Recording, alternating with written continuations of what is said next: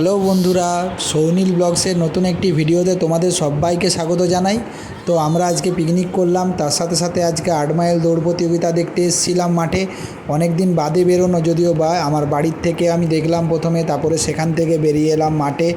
এবং পিকনিকে যেহেতু যেতে হবে সকাল সকাল, যেহেতু খাওয়া দাওয়া আছে, রান্নাবান্না আছে, তোমাদেরকে পুরোটাই ভিডিওতে দেখাবো।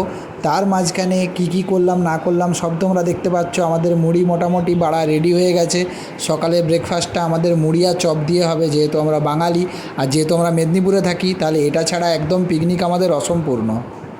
বাঙালি মানেই মুড়ি, তো আমরা সবাই একসাথে মুড়ি খেতে বসে গেলাম।